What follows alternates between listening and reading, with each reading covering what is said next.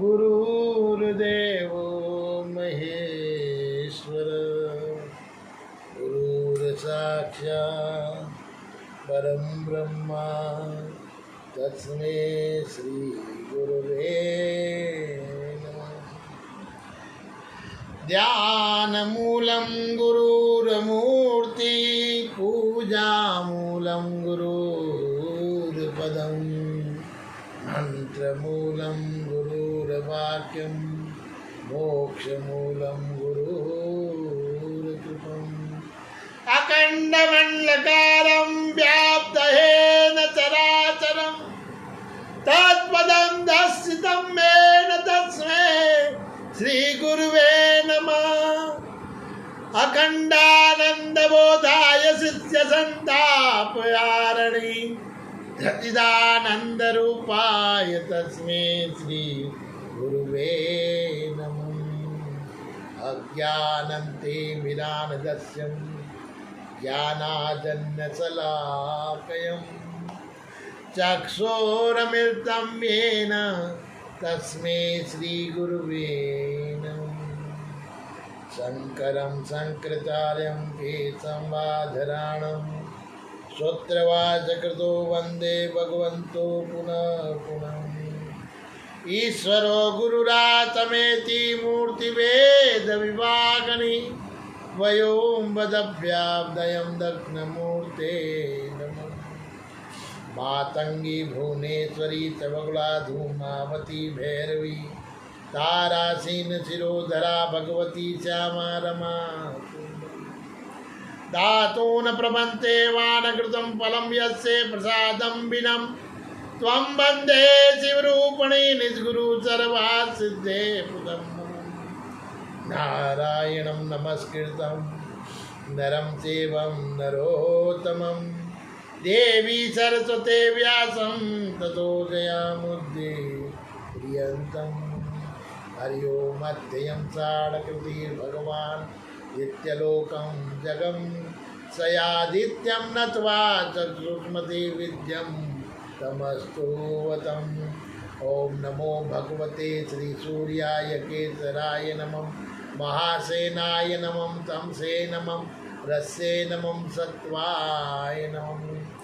अस्तो मा सद्गम्यं तम सोमा ज्योतिर्गम्यं मृत्योर्मायमृतं गम्यं तो भगवान् ऋषिर्मो हम प्रतिरूपं विश्वरूपं गृणं जा ज्योतिरूपं तमन्तं सहस्रस्यं तद्दामृतमानं पुनः प्रजानाम्। ओम नमो भगवते श्री सूर्याय आदित्याय वाहिनी वाहिनी स्वायते नमो वस्वन्ताय सहस्रमूर्ते सहस्रपादाय शिरोर्वायनं सहस्रनामने पुरुषाय साध्वे सहस्रकोटि युगधारिणे नमो। नमो कमलनाभाय नमस्ते जलसायनि नमस्ते केशवानंत वासुदेवाय नमः। वासनाद्वारसुदेवस्य वासितं भुवनन्तं सार्वभूतिमासो वासुदेव नमः। शङ्करं शङ्कराचार्यं केशवाधराणं सूत्रवाचकृतो वन्दे भगवन्तो पुनः पुनः।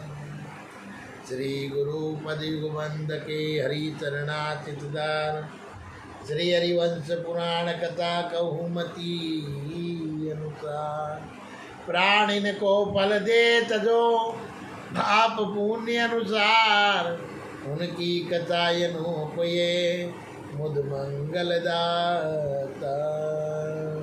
बोलिए हरिवंश पुराण की जय, बोलिए विष्णु भगवान की जय, बोलिए सूर्य भगवान की जय, बोलिए चौसठ जोगणी मात की जय। हरि अनंत हरि कथाय अनंता दीन दयाल जीवन निरवंता। हरि अनंत हरि कथा अनंता। हरिवंश पुराण कथा विष्णु पर्व 51वां अध्याय जीवन निर्वंता। श्री कृष्ण और भीष्म का संवाद भीष्मक द्वारा श्री कृष्ण की स्तुति तथा श्री कृष्ण की मथुरा गमन। भीष्म ने कहा कि भगवान, मेरा पुत्र रुक्मी अपने बाल्य चांपल्य या अविवेक के कारण अपनी बहन को नरेंद्रों के समक्ष स्वयंवर में देना चाहता है, परंतु मेरी इच्छा है उसे स्वयंवर में देने की नहीं है। अत्यंत बचपन या मूर्खता के कारण ही वह अपनी बहन को स्वयंवर में देना चाहता है, ऐसा मेरा विश्वास है। मेरी राय तो यह है कि वह अकेली एकमात्र मनोनीत पति का वर्णन करे और अतः प्रभु में अपने पुत्र की दुर्नीति के कारण अपने को पराधीन मानकर और आपको प्रसन्न करना चाहता हूँ। देवेश्वर आप मुझ पर कृपा करें, बनाए रखें और मेरे अपराध को भी क्षमा कर दें। श्री कृष्ण बोले, राजन, आपके पुत्र ने बाल्यावस्था में ही समस्त नरेश मंडल में हलचल मचा दी, फिर जब वह प्रौढ़ होगा तब न जाने उसकी उद्दंडता कैसी हो जाएगी जो एक राजा के सामने भी मुंहवंश झूठ बोलता है। वह राजा को मिलने वाले सूर्य और चंद्रमा के समान प्रकाशमान तथा तपस्या से श्री संपन्न हुए लोगों को जो उसे महान कुल में उत्पन्न कर होने के कारण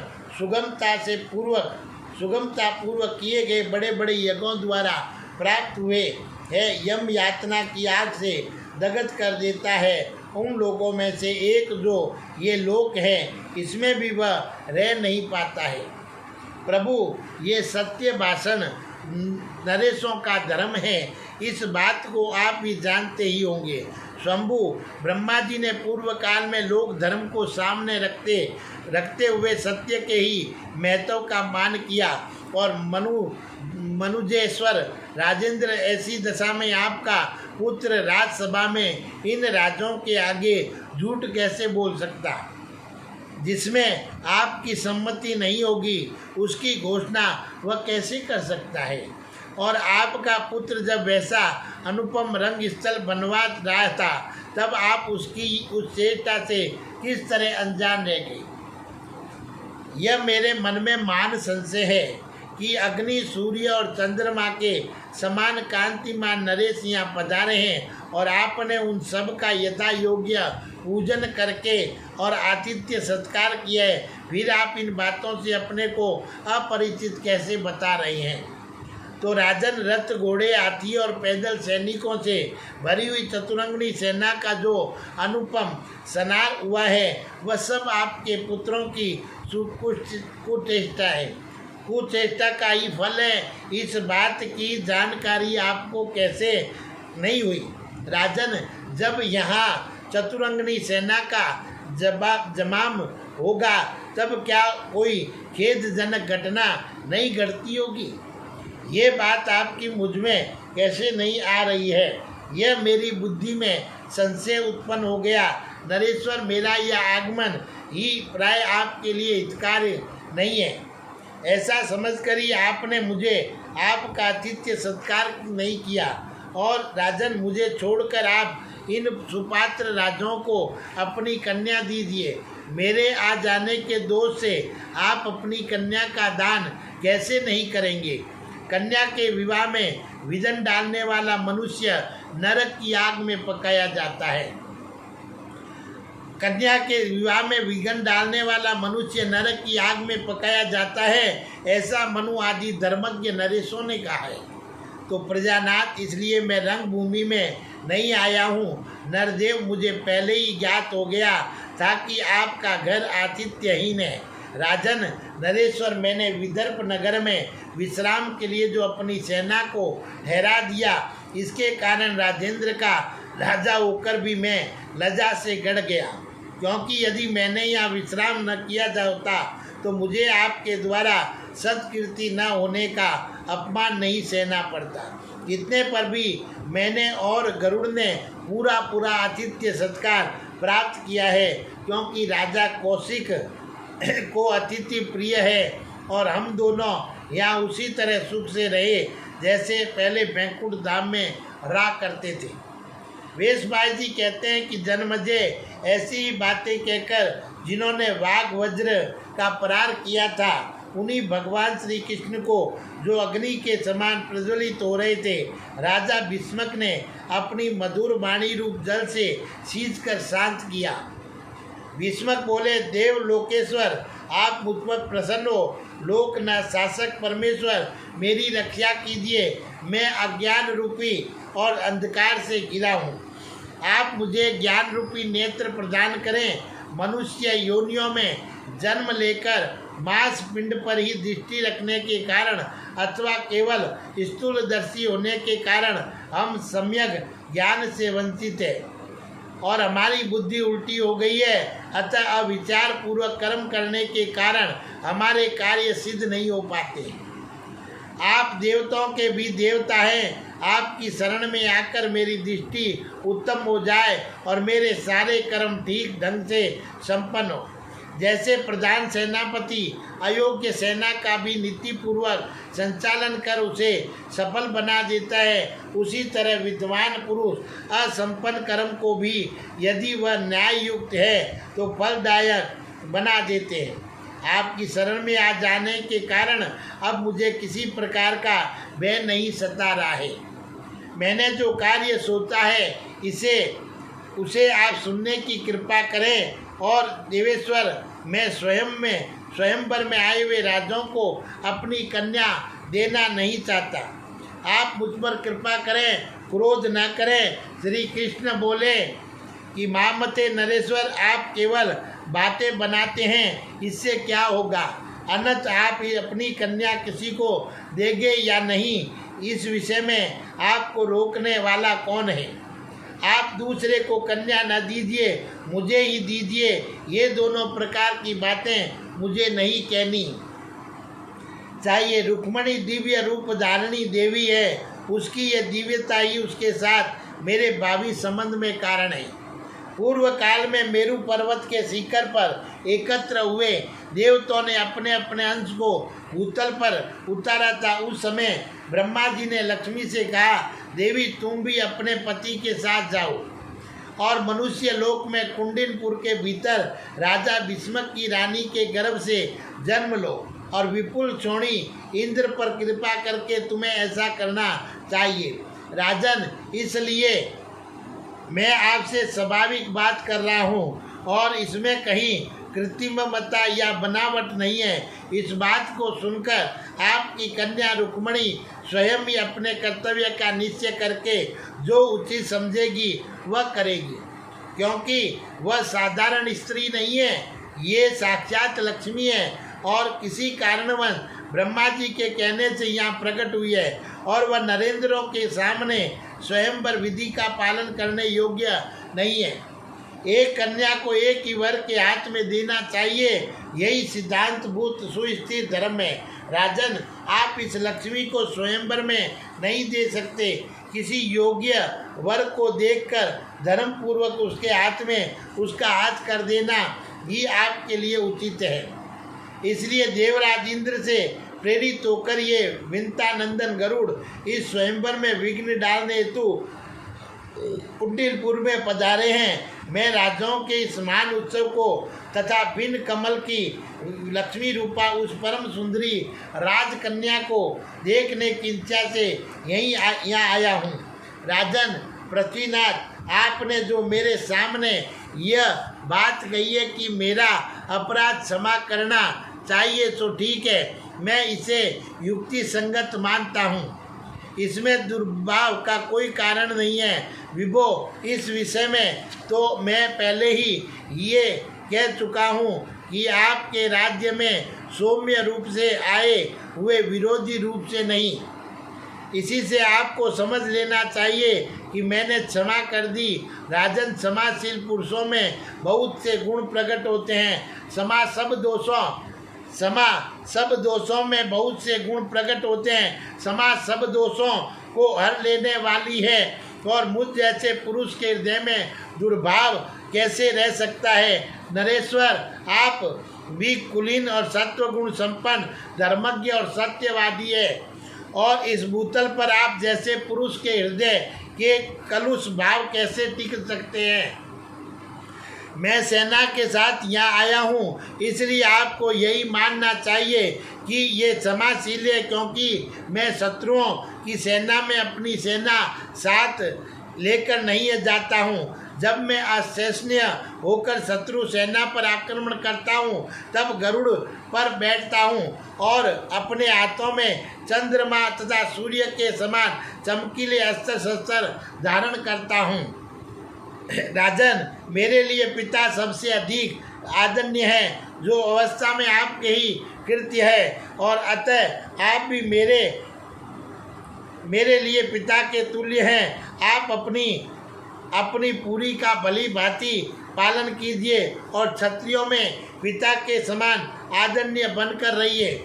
और राजेंद्र, दुर्भाव तो कार्यों में रहा करता है, विशुद्ध भाव वाले शूरवीरों में कलुषित भाव कैसे रह सकता है। मेरी ये वृत्ति सर्वथा कलुष भाव से रहित है। इस बात को आप लोग अच्छी तरह जान लें। हम पुत्रों पर पिता के तुल्य ही स्नेह रखते हैं। ये दोनों विदर्भ नगर के अधिपति राजा कृद और केशिक भी ऐसे ही स्वभाव के हैं। इन दोनों ने हम लोगों का आतिथ्य सत्कार करते समय मुझे अपना सारा राज्य ही समर्पित कर दिया। उस दान के फल से इनके 10 पीढ़ी पहले के पूर्वज स्वर्गलोक में चले गए। भविष्य में भी 10 पीढ़ी तक जो पुत्र पौत्र आदि राजा होंगे, वे सभी नरेश उक्त दान के फल से उसी देवलोक में जाएगा। और इन दोनों का चिरकाल तक अकंटक राज्य भोग लेने के पश्चात जब मोक्ष की अभिलाषा होगी, तब वे सुख स्वरूप परमानंद पद को प्राप्त कर लेंगे। जो महाभाग नरेश मेरा अभिषेक करने के लिए आए थे, वे भी समय अनुसार देवताओं के निवास भूत स्वर्गलोक में चले जाएंगे। आप लोग का कल्याण हो। और अब मैं गरुड़ के साथ भोजराज उग्रसेन द्वारा पालित रमणीय मथुरापुरी को जाऊंगा। वेशभाई जी कहते हैं, जन्मजय राजा भीष्मक ने से ऐसा कहकर विशेषतः वहाँ बैठे हुए राजाओं से विदा ले यदुकुल नंदन देवेश्वर श्री कृष्ण विदर्भ राज कृत और केशिक के साथ सभा भवन से निकलकर रथ के निकट गए। तदंतर भगवान श्री कृष्ण को जाते देख राज ऋषि भीष्मक बड़े प्रसन्न हुए और उन समस्त भूपालों के मुख पर विषाद छा गया, जो सबके आदि कारण और शंभु स्वरूप देवताओं और असुरों द्वारा वंदित, सहस्त्रों चरणों से युक्त, सहस्त्रों नेत्रों से विभूषित, सहस्त्र भुजाओं से सुशोभित शरीर वाले, सहस्त्रों मत वाले सहस्त्र मस्तकों से संपन्न तथा सहस्त्रों मुकुटों से प्रकाशमान, जो दिव्य माला तथा दिव्य वस्त्र धारण करने वाले, दिव्य गंध और दिव्य अनुलेपन से अलंकृत है, जिनके श्री अंगों पर दिव्य आभूषण शोभा देता है, और जो अनेक दिव्य आयुधों से संपन्न है, और तथा चंद्रमा सूर्य और अग्नि जिनके नेत्र हैं, उन अरुण कमल नयन राजेंद्र श्री कृष्ण को देखकर राजा भीष्मक हाथ जोड़कर उनके चरणों में गिर पड़े और इस प्रकार मन, वाणी और शरीर द्वारा प्रणाम करके उन्होंने उस समय उनकी स्तुति आरंभ की।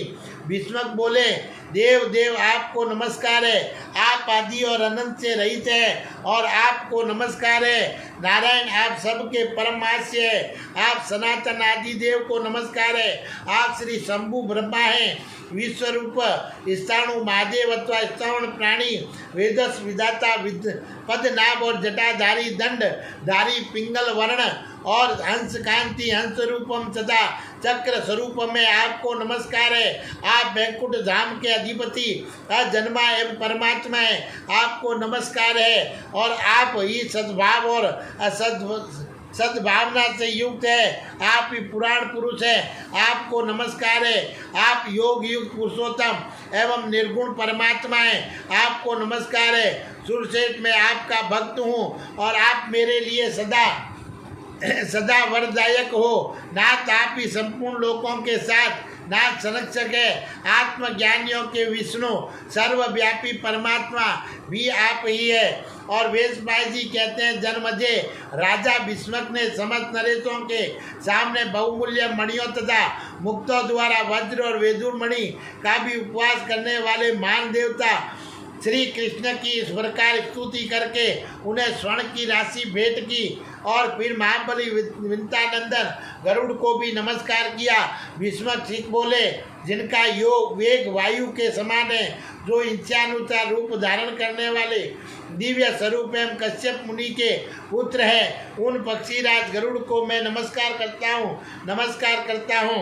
और वेशवास जी कहते हैं, जन्मजय इस प्रकार संक्षेप से ही गरुड़ की स्तुति करके उत्तम आभूषणों द्वारा सत्कार करने के पश्चात राजा ने कमल लोचन श्री कृष्ण को विदा किया।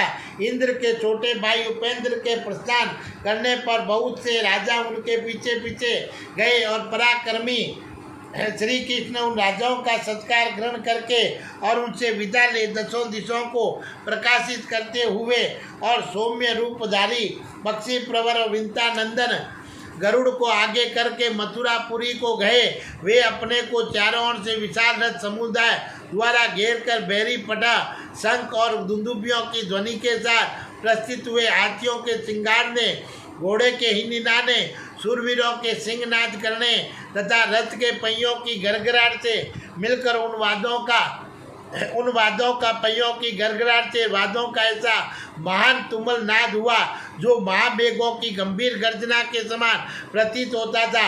महापराक्रमी श्री कृष्ण के चले जाने पर देवता लोग उस श्रेष्ठ सिंहासन तथा सभा भवन को साथ ले स्वर्गलोक को चले गए।